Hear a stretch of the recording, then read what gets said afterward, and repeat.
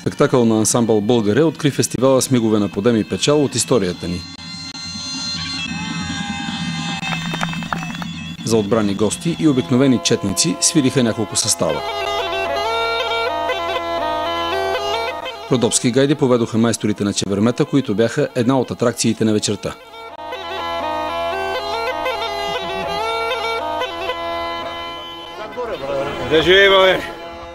На сутринта идеологът на воеводската сбирка поясни как се е родил поривът да учреди патриотичното сдружение Пазители на българщината. Раждането на идеята, това е нещо вече велико.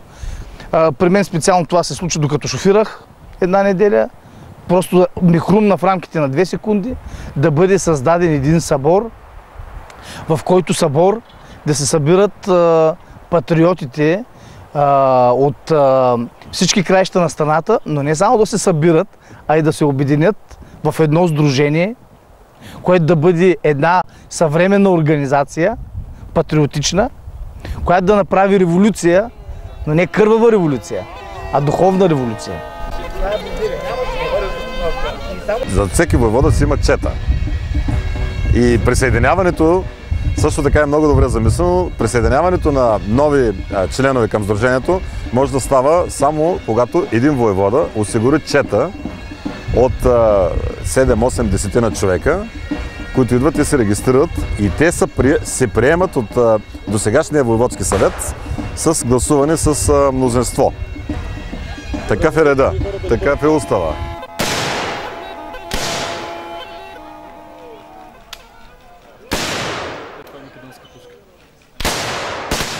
Три дни воеводи и четници си мериха пушките и револверите. Докато големите гърмяха, един малък българин, който живее в Щатите, разби мита, че неговото поколение не почита родната история. О, шипка! 3 деня младите дружини как прохода бранят. Горските долини трепят и повтарят: на боя ревът. Потопени в близка до някогашната атмосфера, 61 съвременни воеводи се заклеха и целунаха знамето. Воеводите маркираха плановете си за добри дела през следващата година. Сред мъжете пристъпваше и една наследница на Сирма. Както нашите баба и дядо са ни дали възпитанието да седнат, да нас захранят с песента, да ходим на седянки, да съм чепкала вълна, да навивам кълбета. Всичко това нашите деца в момента, днешния ден, не го знаят. Всичко им идва на готово. И други видни воеводи се обявиха за опазването на традициите. Дори показаха танцови стъпки. По-елементарните хора мога да ги играя. Разбира се, но днеска видях хора, които просто не мога да си помисля колко сила трябва да хвърлят по този въпрос, за да ги науча. Разбира се, нали, съвсем нормално е, нали, право хоро да мога да играя. Това е тракийско хоро. Така че... но знаете ми, не се разбира се само до тук, но съм много семпли и не се гордея с тях. Сред четниците се прокрадна един въпрос. Дали воеводите не са повече от тях? То има един български лав. Воеводи много, четници малко, но истината е, че ако погледнем, тук вече ще вляза в ролята си на историк.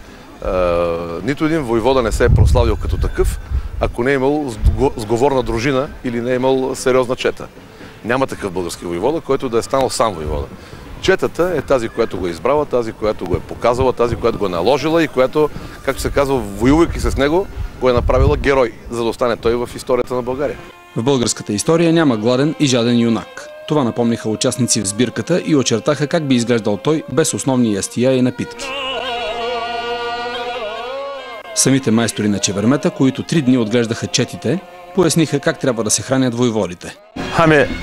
Един воевода без чеверме и без чаша вино е просто един гладен и жаден воевода. Чеверме и жена събара само с ръце. Това е. Когато чеверметата бяха изядени и гърмежите отзвучаха, новите воеводи се оттеглиха да вършат добрите дела, в които се врекоха. Като встъпвам в редиците на Сдружение Пазители на българщината, тържествено се заклевам с всички свои сили и с делата си да подкрепям родолюбивите каузи на Сдружението, да спазвам поетите обещания